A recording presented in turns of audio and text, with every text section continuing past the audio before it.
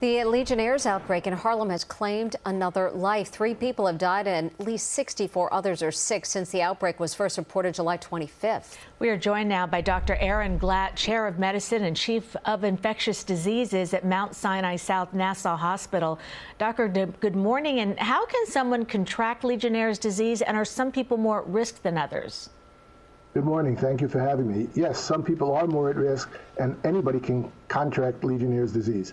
Legionnaire's disease is caused by a bacteria known as the species of Legionella, and there are many different types. And unfortunately, there's nothing that one can do to prevent it if it is around and you're breathing it in. However, fortunately, most people don't get it, and fortunately, most people, if they do get it, don't get extremely sick from it. But people that are at higher risk, people that have underlying lung diseases, people who have other medical problems, so they can be much more susceptible to serious Legionnaire's disease. So the city says the outbreak was traced to 11 buildings in central Harlem with contaminated cooling towers. How does Legionnaires spread? I mean, would wearing a mask help? You're saying there's not much anybody can do about it.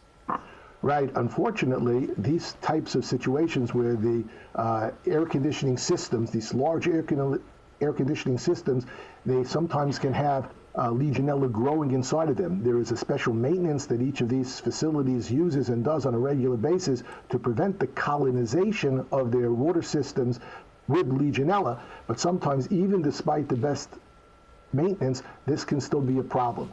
But for most people, this isn't a problem. It's only these large systems where they have special cooling with water as part of the centralized air conditioning system. For a person with their own private units, this isn't a problem.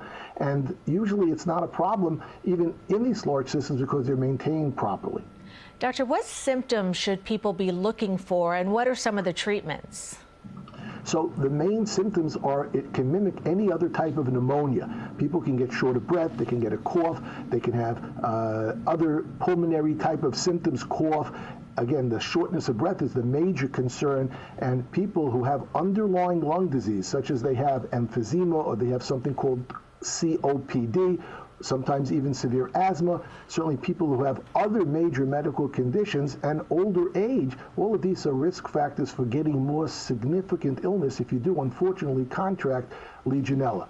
But the good news is that if it is diagnosed early, then there are good antibiotic treatments that one can take that can mitigate or really make the disease not usually a fatal disease. But again, in some people, it will be a serious infection. And is there any data or evidence yet to predict how much longer this outbreak will remain a threat? So I'm sure that the appropriate people are cleaning and making the system as good as possible and making sure that there is no more Legionella there. There are a number of treatments that can be done. Hot water going through the system. So there are things that can and should be done to maintain these systems, and then if there is a problem, to go and purge the Legionella from the system.